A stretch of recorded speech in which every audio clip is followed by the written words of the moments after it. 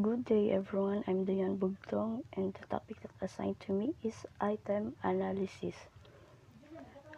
What is item analysis? Item analysis is a process of examining the student response to individual item in the test. It consists of different procedures for assessing the quality of the test items given to the students.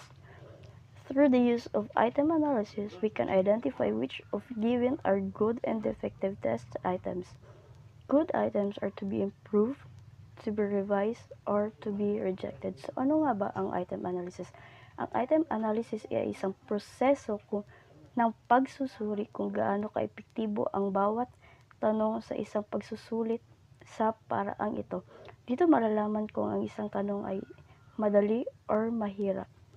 So, next is, sa item analysis, we have two criteria in determining desirability and undesirability of items. First, we have item difficulty and item discrimination. So, madidiscuss natin to siya ngayon. So, next is, first is item difficulty. Item difficulty is defined as the number of students who are able to answer the item correctly divided by the total of students. So we have the formula of item difficulty. Item difficulty is equals to number of the students with the correct answer over total number of the students. Kanyo sa ibaba na may naka-table, we have a range of difficulty index, difficulty level, and last one is the action. So 0 to 0.25, the level of difficulty is difficult, and then the action is revise. So, ang result ng solve niyo is nasa 0 to 0.25 is ibig sabihin nasa difficult level siya and kailangan siyang i-revise. So, ibig sabihin mahirap ang ginawa ninyong questionnaire. So, next is 0.26 to 0.75. Difficulty level niya is right difficult. And then the action is retain. So, ibig sabihin naman ng retain is hindi mo uulitin or i-revise ang questionnaire mo kasi hindi siya gaanong mahirap, hindi rin siya gaanong madali. So, next is 0.76 and above. So, ang difficulty level niya is easy, which means ang action niya is revise or discard.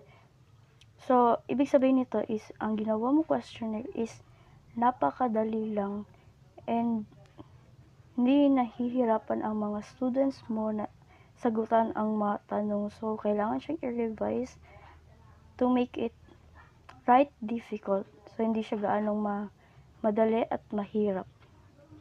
So, next is we have example. What is the item difficulty index of an item of 25 students are unable to answer it correctly while 75 answered it correctly? So we have formula item difficulty is equals to number of the students with correct answer over total number of the students. Sa example natin dito sa item difficulty is we have 75 students got the correct answer from the upper and lower group. So, ba't may upper and lower group? So, sa total number of students is dinivide natin siya into two groups. And then, separate natin ng mga nakakuha ng mataas na score at mababang score. So, may mga matataas na score is mapupunta sa upper group and may mababang score is mapupunta sa lower group. So, paano ito i-solve? So, first is we have the formula item difficulty is equals to number of students with correct answer over total number of students. So, from upper group and lower group, we have 75 got the correct answer. So, ilalagay natin siya sa taas and then the total number of the students is we have 100. So, ang ginawa natin is dinivide lang natin yung dalawa.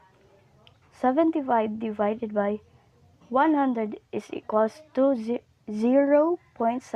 So, kita natin dito sa table is ang action niya is retain. Ibig sabihin nito, ang kanyang questionnaire ay hindi i-revise, walang ibahin dahil ito ay hindi gaanong mahirap or hindi gaanong madali.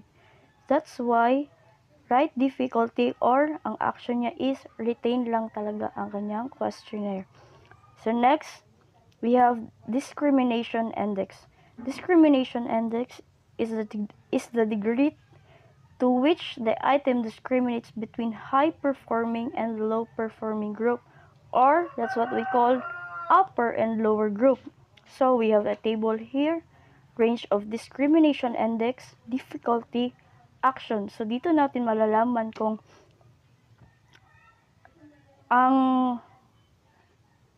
mga students natin is nadadalian ba sa ating ginawang questionnaire or nahihirapan. So first is we have negative 0.0 to negative 0.56. So ang kanya difficulty is can discriminate but item is questionable. And then ang kanya action is discard.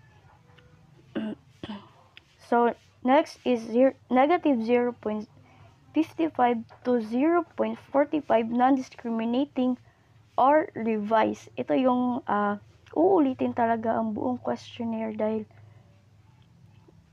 nga mahirap masyado or hindi siya madaling sagutan ng mga students. So next is 0.46 to 1.0.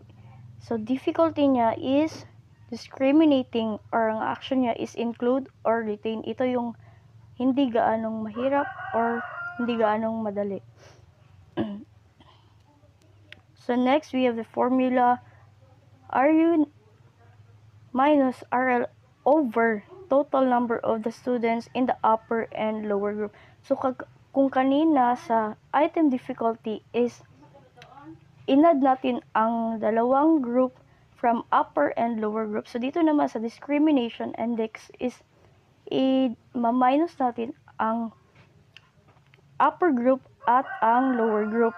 And then, i-divide sa total number ng galing sa upper group and lower group.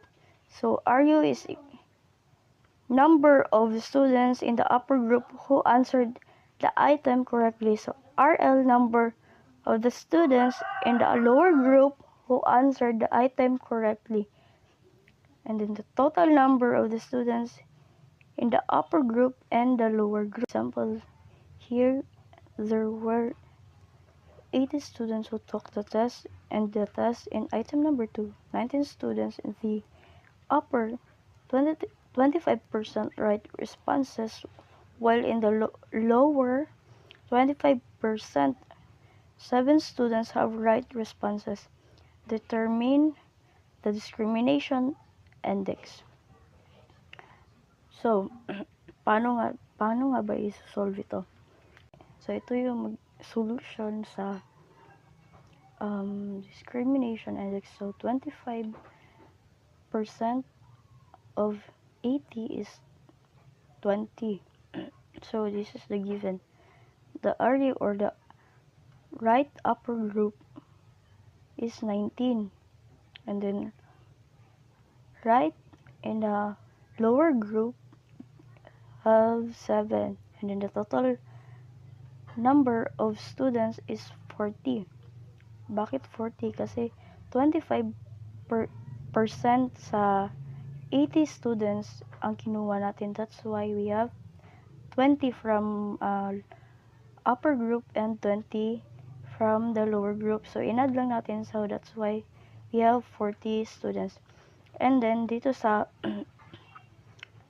pag-solve is ang galing sa upper group na nakakuha ng correct answer ay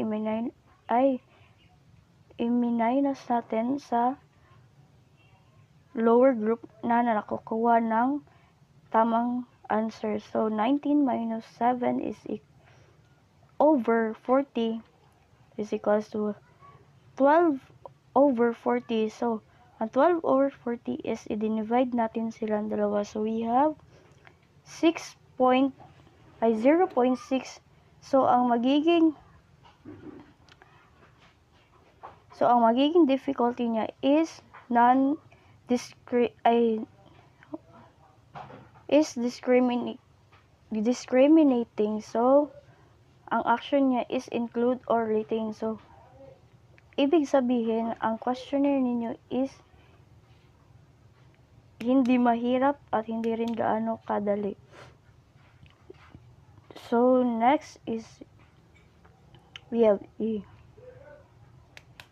conclusion. So, this